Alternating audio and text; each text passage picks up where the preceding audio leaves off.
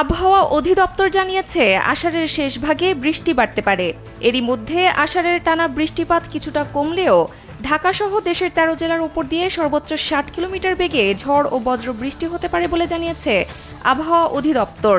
দেশের নদীবন্দরের জন্য দেওয়া আবহাওয়ার পূর্বাভাসে এমন তথ্য জানানো হয়।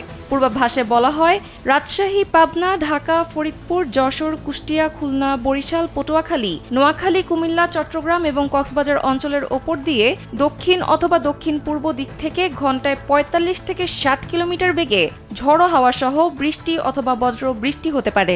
এ সময় এসব এলাকার নদীবন্দরগুলোকে ১ নম্বর সতর্ক সংকেত দেখাতে বলা হয়েছে। এদিকে সবশেষ সারা দেশের জন্য পূর্বাভাসে বলা হয়েছে,